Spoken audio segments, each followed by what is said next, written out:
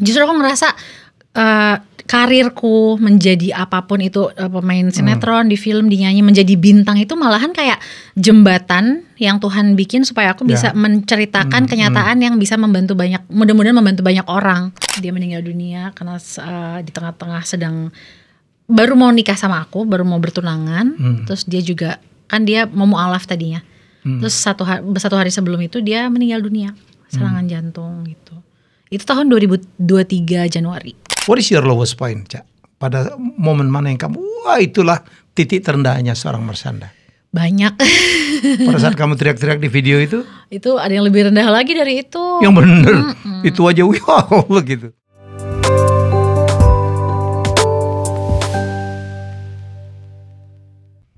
Ya ini tamu saya istimewa banget. Dulu lu percaya bangga, saya suka nonton dia gitu. Barangkali juga Anda penonton setia dari artis satu ini. Wah hidupnya colorful banget. Tapi saya salut. Marshanda sudah ada di studio. Hai Halo Mas Helmi, apa kabar? Aku nanya nih apa kabar? Apa kabar? Atau kamu nanya saya apa deh silakan. Jadi aku interview aja gimana? Boleh, Selamat datang di Daging Semua. Steaknya mana steaknya kan daging. YouTube kamu keren banget apa? Merged YouTube aku. Wow, apa maksudnya? Dimarsandakan artinya? Artinya termarsyandakan. Maksudnya diriku sendiri. Tapi kalau ada orang yang mau juga gak apa-apa. Nggak sanggup kali jadi kamu ya. Baru ada yang nanya ini loh sekarang. Mars itu artinya apa? Nggak sanggup orang jadi seorang Marshanda. Maksudnya di situ kan aku sharing pemikiran aku. Maksudnya dari segi mindset. Saya dengar ada episode tertentu yang kamu viral gitu ya. Iya, kamu mau mengaku nggak gampang ya orang kayak kamu ya, gitu. Jadi hidupmu saya tahu lah dari seorang star, wah seorang idola, wih turun lagi ya. Roller coaster. Kira-kira kamu di mana sekarang posisi hidupmu, Cak? Aku lagi di atas, mau aku lagi di bawah. Aku selalu percaya kalau maksudnya yang Maha Pencipta tuh selalu yang terbaik buat aku gitu. Jadi walaupun lagi ngerasa lost banget gitu, aku selalu punya keyakinan even di detik aku lagi nangis. Aku selalu percaya kalau tanganku tuh lagi digenggam sama yang nulis semua ini nih gitu. Jadi aku gak pernah ngerasa, ya memang mungkin secara dari lihat kejadiannya apapun itu, ini titik terendahku. Tapi aku selalu ngerasa aku berada di tempat tertinggi di sebelahnya yang Maha Kuasa. Aku punya keyakinan itu dan gak pernah berubah. Wow. Ya. Jadi ikutin aja. Yes, berserah. Bukan pasrah. Kalau pasrah kan kayak apa aja deh, bodoh. Kalau berserah kan lebih ke percaya gitu.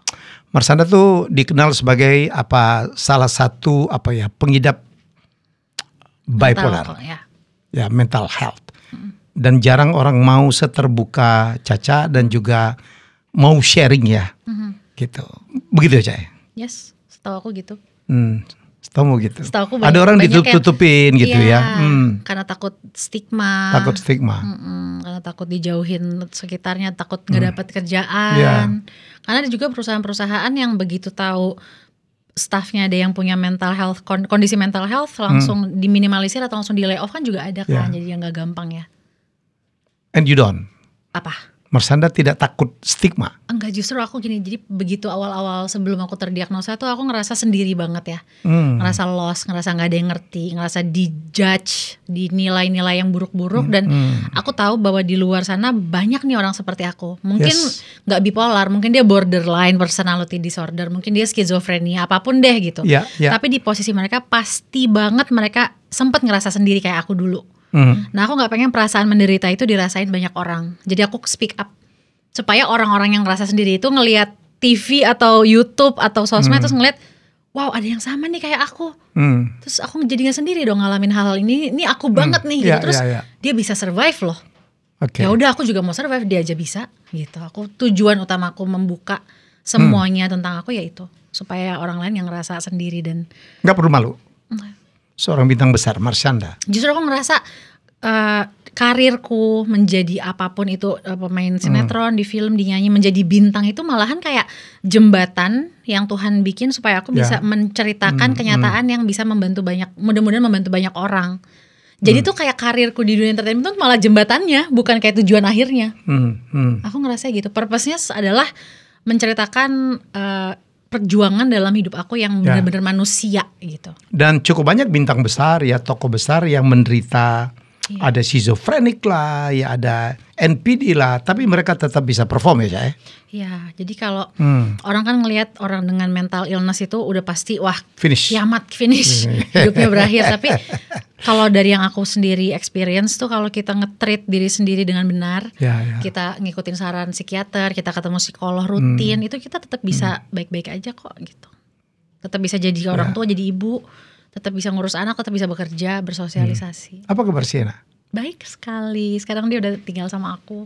Oh gitu? Yes, udah 1-2 bulan lah, alhamdulillah. Jadi sekarang dia udah keputusannya dia tinggalnya sama aku, tapi aku bilang ke dia, kan dia yang mau ya. Dia bilang 2 tahun lalu, kalau aku udah lulus SD aku pengen move in ke ibu. Dia bilang move in to your house.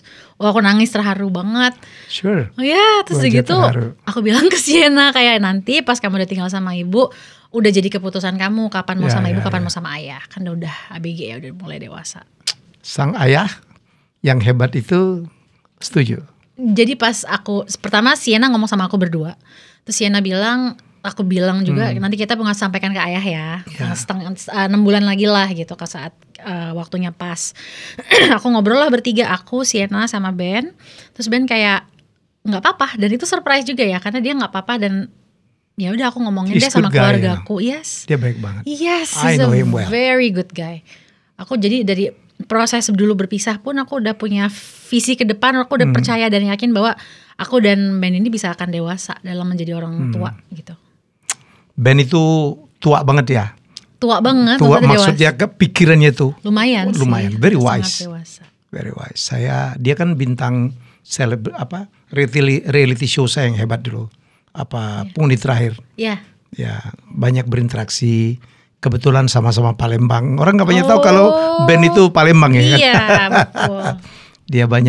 Dia mau belajar banyak. Betul. Saya senang dia sukses sekarang ya. Sinetronnya tetap lancar. Karirnya jalan terus. Karena dia baik. Wow, bahagia banget dong ya. Sienna sudah dengan ini. Bahagia sih, jadi kayak peranan-peranan sebagai ibu yang kayak pagi-pagi nyiapin sarapan, ngantar sekolah. Kamu jadi aku lakukan jalanin. Sekarang. Iya. Dan dia cinta Marsanda luar biasa ya. Iya. Saya ngikutin ya beberapa video-videonya. Saya bilang, wow. Sienna itu sweet banget dan ekspresif, caring, hatinya tuh benar-benar tulus ya. Luar biasa sih. Ca, apa yang kamu pelajarin dari perjalanan hidup yang seperti roller coaster ini? Yang aku pelajarin, sebetulnya kayaknya banyak ya di luar sana yang hidupnya roller coaster juga. Tapi yang membuat orang itu menjadi melihat, oke, semua ini pasti ada hikmahnya. Atau kok hidup gue sial mulu. Jadi ada 2 tipe orang nih. 2 tipe orang ya. Tipe yang selalu percaya, mengimani kalau yang terjadi tuh yang terbaik buatku dan ada hikmahnya. Tipe kedua adalah orang yang ngerasa ini kapan selesainya sih, cobaan lagi gitu. Nah, yang membedakan kedua orang ini adalah diri mereka sendiri ya, tentunya lingkungan berpengaruh, ilmu-ilmu yang ke input ke otaknya tuh berpengaruh. Tapi kalau dalam dirinya udah punya keyakinan bahwa aku dilahirkan karena Tuhan sayang sama aku dengan tujuan yang luar biasa. Kalau itu selalu ada dan nggak pernah goncang gitu, nggak pernah goyang, jadi akan menjadi orang yang tipe pertama yang percaya bahwa mau kayak roller coaster separah apapun. Semuanya itu maksudnya baik dan akan menjadi tujuan yang baik yang dilihat sama diri sendiri dan orang-orang sekitar akan melihat juga nanti gitu. Dan Caca merasa bahwa Tuhan selalu bersama Marsanda, baik lagi di atas maupun lagi paling terbawah sekalipun. What is your lowest point, Ca? Pada momen mana yang kamu, wah itulah titik terendahnya seorang Marsanda? Banyak.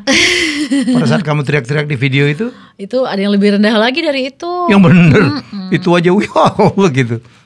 Ada proses di mana aku baru tahu kalau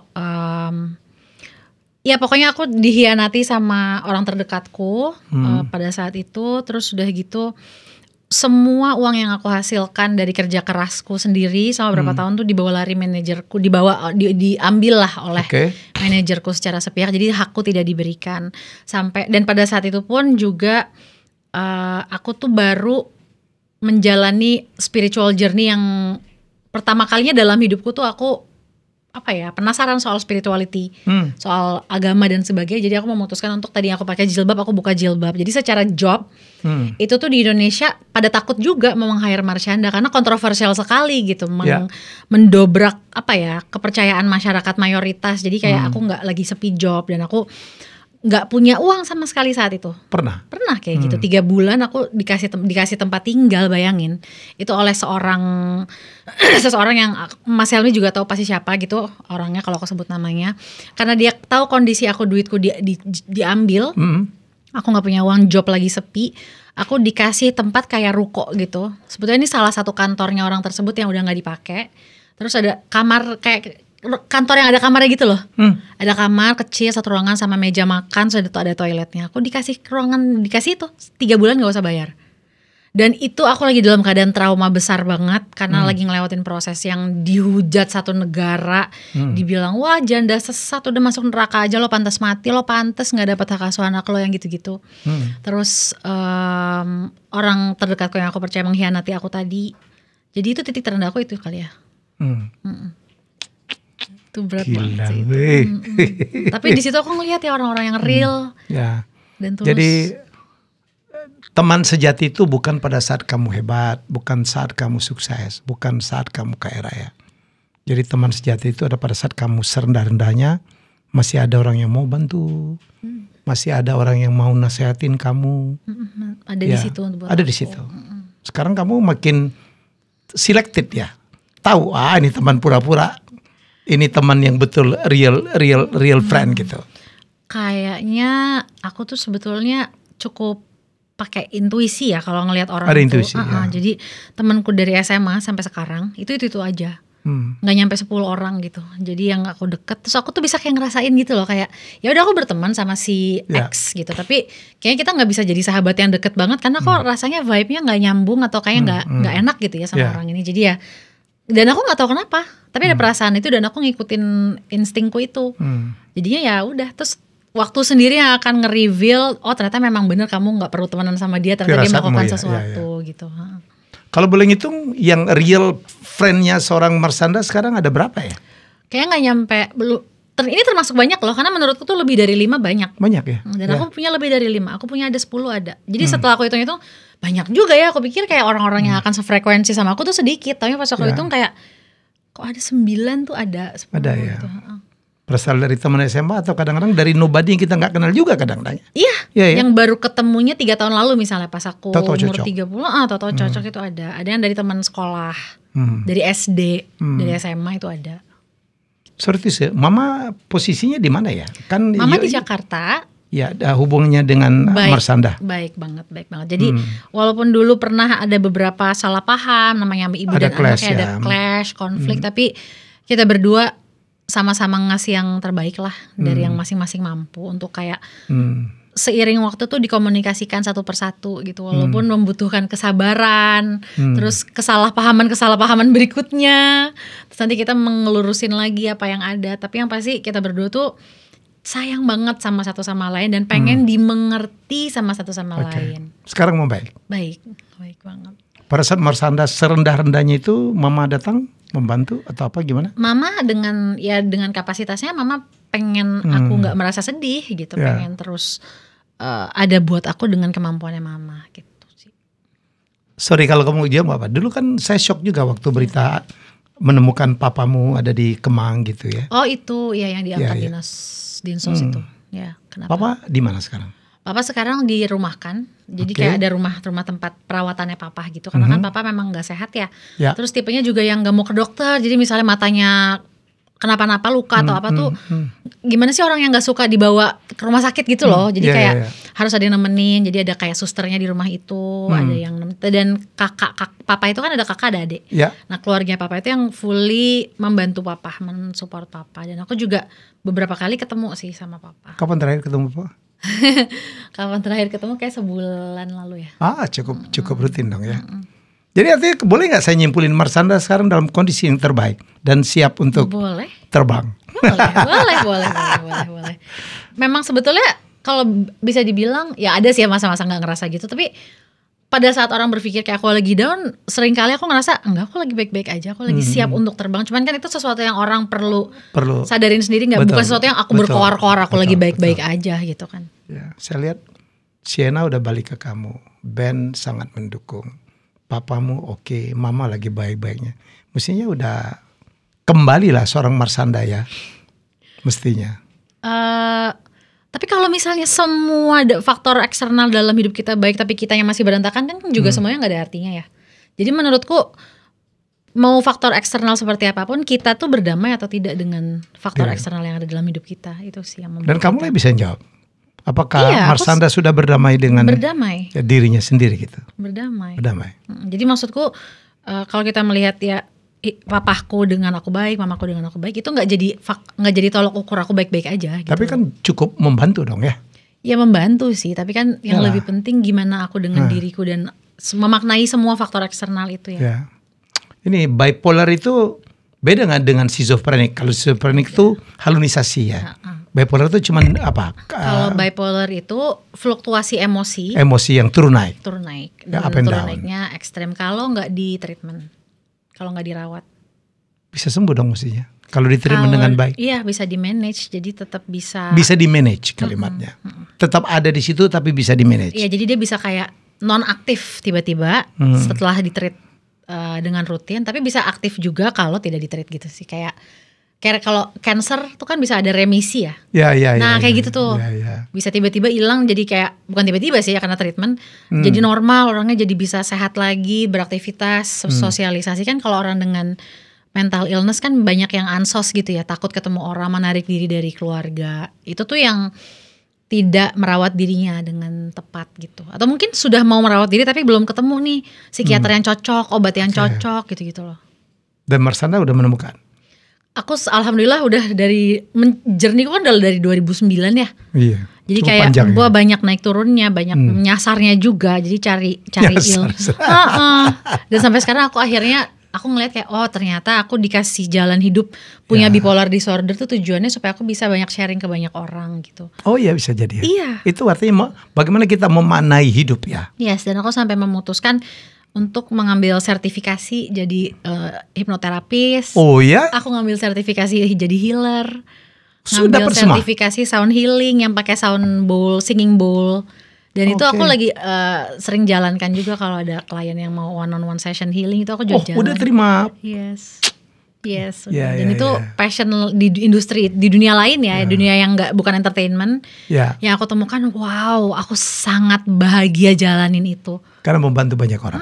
Aku jadi mikir mungkin kalau aku nggak pernah punya diagnosa bipolar ya nggak gini jalannya. Nggak gini jalannya ya. Kamu mungkin udah jadi apa? Gue nggak tahu dah. Aduh, saya nggak tahu kalau kamu udah menerima pasien lah ya. Dan ini dilakukan oleh orang yang mengalami. Bukan cuma teori-teori doang. Yes, jadi aku belajar ilmunya, baca bukunya, tapi ada experience real juga. Betul. Dan jauh lebih bisa diterima. Maksudnya oleh klien? Oleh klien. Yes, karena mereka mungkin ngelihat orang ini mumpuni, dia equip dengan ilmu, dia juga punya pengalaman, terus dia membuktikan dia bisa mempraktekkan apa yang diajarkan. Ya. Wah senang jadi saya dengar ya. Jadi bukti nyata gitu. So apa rencana ke depan Cak? Kalau mau bikin YouTube channel yang lebih serius, kita terbuka lah. Oke, siap, itu noted. Aku akan selalu. Kamu bisa sharing di media ya. Iya. Rencana ke depan sih yang sekarang lagi dijalanin, aku lagi bikin support group rutin ya. Support group. Dengan orang-orang yang punya pengen mental health-nya tetap termanage. Mau dia punya diagnosa ataupun tidak ada diagnosa, sekedar misalnya aku stres nih, terus aku punya trauma yang belum sembuh, nah dia bisa datang ke support group. Itu aku bikin rutin seminggu sekali. Itu kayak di luar negeri tuh ya, yang ngobrol gitu ya, yang duduk lingkaran, di kursi lingkaran. Kamu lakukan itu? Yes, aku lakukan itu satu sesinya 3 jam. Setiap orang yang datang itu punya giliran untuk sharing. Jadi ya tujuannya bukan untuk mendiagnosa, bukan untuk kasih solusi juga, tapi setidaknya yang datang tuh ngerasa gak sendirian, punya komunitas yang mengalami hal yang sama dan saling ngasih tahu kalau gue yang what works for me tuh ini. Gitu. Jadi saling memberikan input.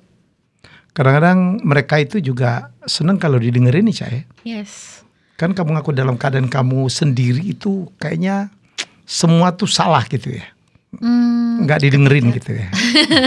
Kayak banyak orang yang lagi down itu, kayak mereka tuh secara logika ya tahu gitu solusinya harus ngapain. Jadi saat mereka lagi down, mereka cuma pengen didengerin dan diterima kalau aku nih lagi berantakan. Ya. Kalau aku ngomong, aku sharing dan aku terdengar kurang bijak, ya aku lagi mau diterima, aku lagi nggak bijak. Memang sakit rasanya. ya. Tapi kalau kamu kasih tahu solusi, kamu kasih tahu nasihat, itu semua aku juga udah tahu. Aku tinggal cari di Google. Aku belajar pelajaran tata negara di SD juga udah ngajarin budi luhur, budi pekerti itu, gitu kan. Jadi ya mendengarkan seseorang tuh juga bisa jadi sesuatu jasa yang besar sekali artinya ya. Didengarin itu Bagi terapi orang terbaik yang kali ya. Salah satunya sih ya. Iya, didengarkan, dan didengarkannya dengan full hadir, pakai hati yang Ya. mengerti gitu. Saya nonton Superguru tuh, saya biasa nonton film-film Hollywood ya. Jadi itu, dan Caca udah melakukan itu. Cukup banyak yang bisa sekarang yang dilakukan. Jadi aku bikin tuh udah dari 2016, udah hampir 10 tahun. Dan batch anggotanya tuh udah banyak. Tapi satu sesinya cuma 10 sampai 15 orang aja. Karena kan semuanya mau sharing tuh satu-satu. Jadi kan waktunya kan makan waktu lama. Nah, jadi kalau yang nggak bisa datang, yang nggak dapat kebagian urutan di minggu ini, bisa datang ke yang batch minggu depan. Dan aku melakukan itu ketika aku lagi nggak ada judul yang jalan gitu. Misalnya lagi nggak ada syuting apa-apa, break 3 bulan, break 2 bulan, aku bikin support group itu. Oh, nggak rutin juga ya, nggak reguler juga ya. Karena kalau udah syuting film gitu kan, itu kan bisa 2 bulan full di lokasi, nggak bisa ngapa-ngapain lagi selain itu. Kasian juga orang yang minta bantuan kamu ya. Jadi aku memang udah bilang ke mereka, aku mengadakan support group ini memang tidak, sistemnya tuh nggak rutin selamanya ada. Aku udah bilang karena kalau aku juga ada kerjaan syuting, yang dimana kalau aku lagi ada syuting itu aku nggak akan bikin support group ini. Jadi mereka juga udah tahu. Caca ada syuting apa sekarang? Nah, ada beberapa tawaran, tapi masih semuanya belum ada yang untuk saat ini ya, belum ada yang fix. Alhamdulillah ya, tawaran tetap ada. Alhamdulillah ya, alhamdulillah ada. Saya aja gak kuat kalau ngejalanin kehidupan seorang Marsanda ya. Bisa aja Mas. Iyalah. Gitu. Sekarang di sini. Ya. Saya doain Marsanda mencapai lagi puncak kesuksesannya. Amin. Kamu masih muda, cantik, pintar, dan talented. Terima kasih. Cak, siapa yang paling membuat kamu, saya harus sembuh nih? Mungkin ada figur, Sienna kah, mama kah? Semua orang terdekat sih ya, keluarga. Pertama sebelum aku punya anak, aku pengen improve diriku sendiri tuh untuk adik-adik dan mama.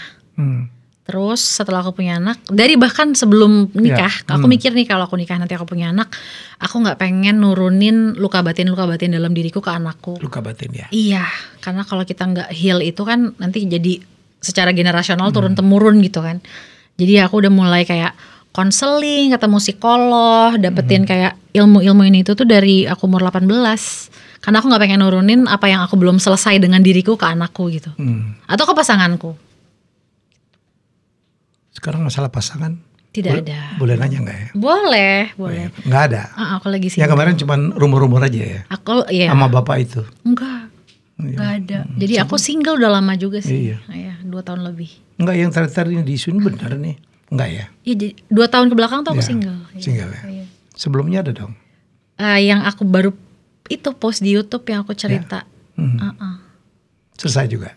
Ya karena dia meninggal dunia itu yang aku cari, aku post di YouTube, dia meninggal dunia karena di tengah-tengah sedang baru mau nikah sama aku, baru mau bertunangan, terus dia juga kan dia mau mualaf tadinya, terus satu hari sebelum itu dia meninggal dunia serangan jantung gitu.